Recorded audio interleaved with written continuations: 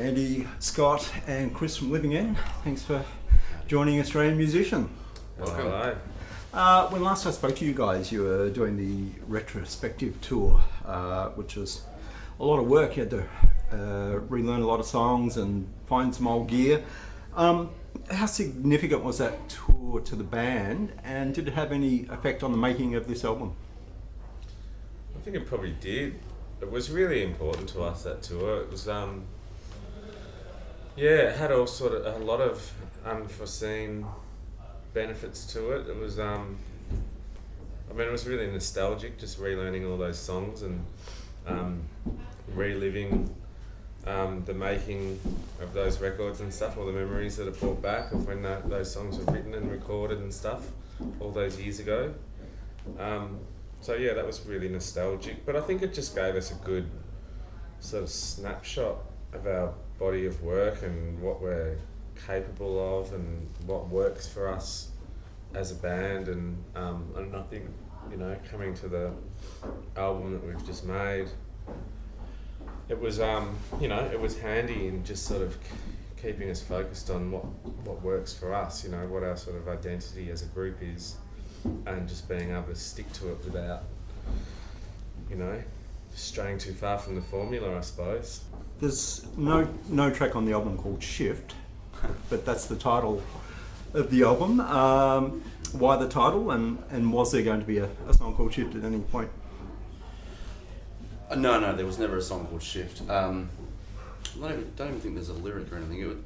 We were just throwing different titles around, and we wanted something that represented like a movement, or like Shifting Sands, I think was another thing. Like something that it just felt like the band has shifted into a new place, and lyrically this record, there's just been a lot of sort of growth, I suppose, and musically there's some things on there like that are completely different to anything else we've ever done before. So it just sounded like a nice short word, considering the last record was called The Ending is Just the Beginning repeating. We've gone the complete opposite. So just that single word, and there's quite a few songs on the record that just have a single word as well. So it was about, the whole record was kind of about trying to strip off anything that just, any sort of fat from it, keep it lean and tight and powerful. Yeah, the album seems to be about capturing the raw energy of performance rather than worrying more about production values, to me. Yeah, that was initially, we went in with that idea of just, we say it every record, every band probably does, we want to capture what we do on stage, and then you get in there, and that's one theory, but you got to be careful because you've also got to have really good songs, so it's getting that balance. And some of the tunes on the record were literally kind of made up jams, and those are the songs that we could afford to just slam out as hard as we could, and if anything, not do too many takes, and not try and perfect it and clean it up too much. And then there's other tunes on the record that started out that way that were a lot more moulded, and they got edited and redrafted and rewritten, and so that was a little bit more like our previous records. But I think it's a very fresh sounding album. Yeah. We were pretty conscious to not polish it and ultimately water it down. And bringing Woody, your live sound engineer, on board as producer, was that part of the plan too? Yeah, well, he's just brutal. He'll just go, enough, it sounds fine, leave it. And we'll go, oh no, but we just want, leave it. And you kind of go, all right, we trust you.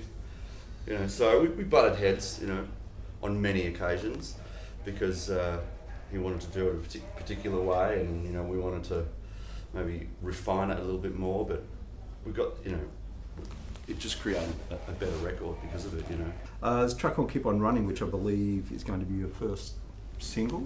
That's right. Which is not as brutal as some of the songs. Why did you choose that one as the first single?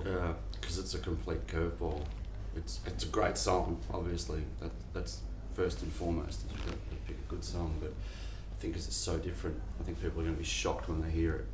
They're not going to think that it's The Living End, which is great because people are very familiar with the band and what we sound like, and it's just exciting to think that we've got this track that's got full string section and these sort of big soaring melodies that we've never really had. We've had a couple of songs similar, but not not as fully realised as this one.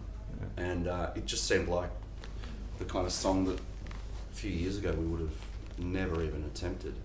And so that's why it just seems like the perfect single, just come out with something that's going to, people are just going to be really surprised by. All will be okay, my friend.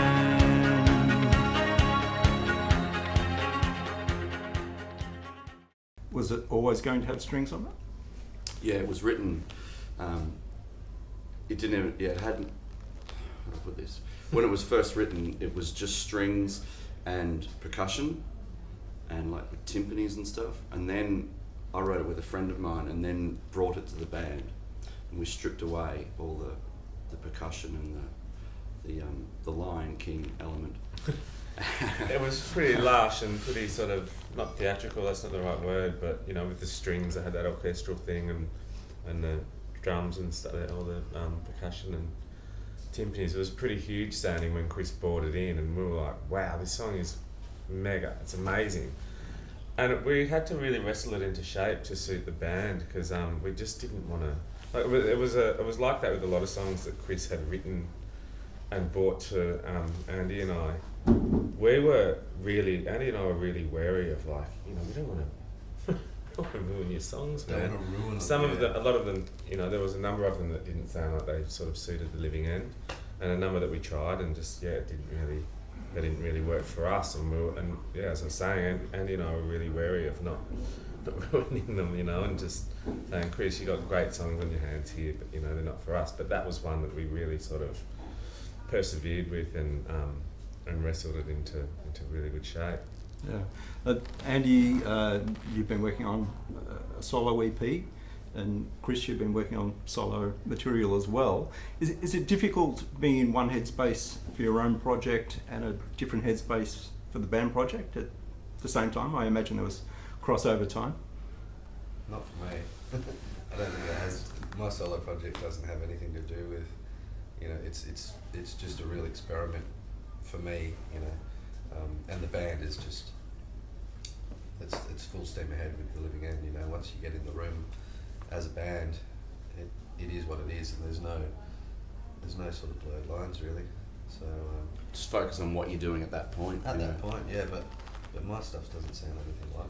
It's kind of refreshing to have others, you know, to have It is, another yeah. outlet, Yeah, for sure. I guess, because then, you know, you can kind of express those ideas that you've got somewhere else, and rather than trying to, you know, bring them to the band and blur the lines. Yeah, yeah. So it's been good. As we were saying with the retrospective tour, you had to dig out some old gear to replicate some old sounds. Because of the way you recorded this album, will it be more of a minimalist approach on stage? No, I don't think so. Just a few, you know. The fun part is, like, we rehearsed the other day and trying to sort of rejigging the effects and stuff. Just getting, you know, we never have a lot of effects on our record. They're just like a bit of chorus and reverb and tremolo and stuff like that here and there. So that's kind of cool, thinking we've got a whole brand new set of songs now that we can, you know, we're kind of gearheads, but not, you know, not obsessed. But I do like the idea of trying to match up the live sound to make it sound like the record. So, Did you use many guitars on the album? No, only a couple. I used a Tele for a lot of it. Obviously, the regular Gretsch's, a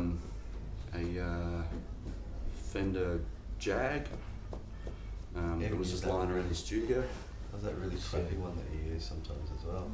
Just because it sounded right for the song. It was just a no-name. Oh, Dan Electro.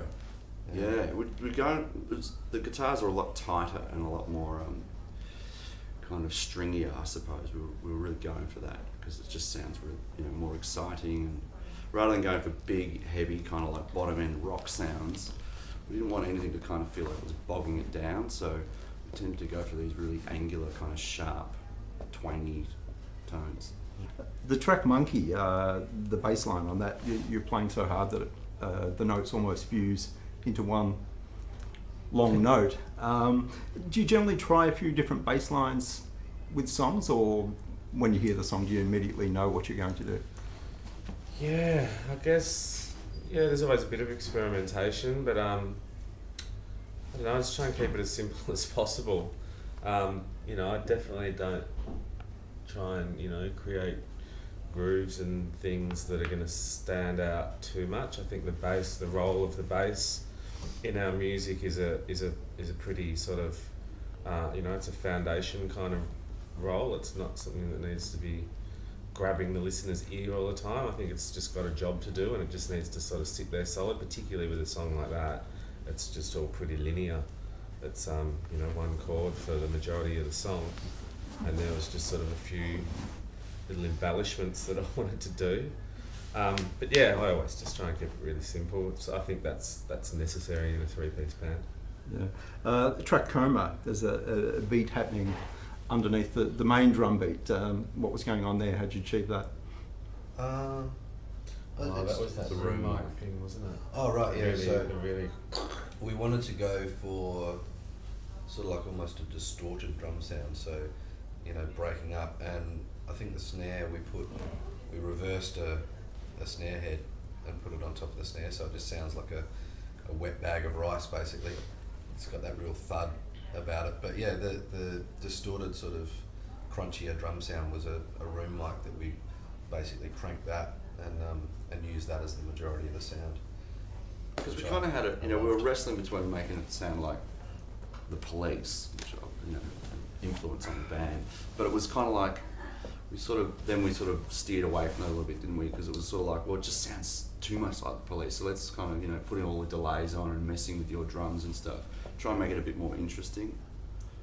I like the chorus in that one too, from a drums perspective. It dropped back to just kick drum and snare. There's no cymbals. So you get to the chorus and it just drops out, which is like the anti-chorus, which I really like. That's one of my favourite songs on the record. I've got a few favourite songs on the record, but that one's... That 11? Yeah. Is there a particular track which is closer to you collectively as a band than any others on the album? Well, One Step, the first song, was as a group was really collaborative, and we just basically it was just something that it was an experiment. We went in there and literally, I think it was one of the first takes that we kept. You know, the drums. We sort of had this idea for a drum beat. Chris played something completely different to what he would normally play, and then he just spat all these words out in the room, and a lot of them we actually kept as well. And and then there was just like, why don't you say this? Why don't you say that?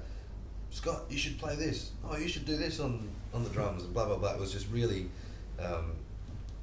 just a whole bunch of ideas thrown in the room, and it really came out within a couple of hours. Yeah, it's not the best song on the record, but I reckon it's the most important song, because once we did that, we went, okay, that doesn't sound like anything we've done before. Yeah. It wasn't the case that we went into the studio, because we went in pretty, you know, unprepared, deliberately. It wasn't like the first few things we put down, we went, yeah, that just kind of sounds like us, it just sounds like another one of our songs. It was like, right, this has just blown the doors wide open. It just doesn't sound like anything we've done before. So it was cool. It was like, all right, well, maybe we can make a whole record, not just, you know, a couple of ideas, because we didn't know at that point, really. We just went in to put ideas down and to not, you know, box ourselves in by, this is what we're going to do. We're going to record 14 tracks and they're all going to sound like this. It was just get in, make some noise. This is the 7th album for the band. I guess after you finish each album, you have a certain feeling about it. Does this release feel any different now that you've sat down and you've finished it? Every one of them feels, you know, like the most important one.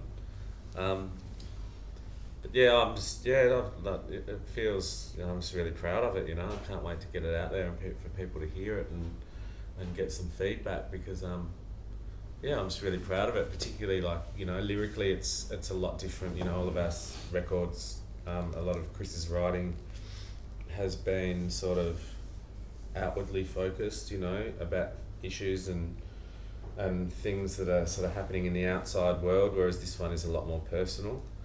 And that's, you know, that's really quite drastically different than any of our other tunes. So yeah, I'm just, you know, it just feels really good to just kind of put that out there. Feels like the most honest record that we've done, doesn't it? It's exciting for that reason, I reckon. You know, I feel it is different to all of our other records, and it's just more real and more honest, and we're not sort of skirting around anything or sugarcoating anything, and it's not trying to be something it's not. It's just kind of like stripped back to like lyrically, this is what was going on at that time, and musically, there's an edge to it because we didn't exactly know where we were going at any particular point, you know, and there's some of those things in there, and it's exciting. It's not overdone. For a band who has achieved so much, are there any unfulfilled ambitions? Just to get a song on the Lion King soundtrack, I suppose. Oh, there are, but I don't know what specifically. You know, we're still hungry. It's just to keep playing. That's an ambition for me. It's just to be able to continue doing what we love to do, and for as long as we possibly can. And I think we were speaking last night. It doesn't feel. It feels more exciting now than it ever has, I think, to play. And maybe that's due to all of us living separately, and you know, Chris is in America, and etc. So when we do get to play, it's a bit of a joy. All right, guys. Good luck with the album, and thanks for your time. Thank you.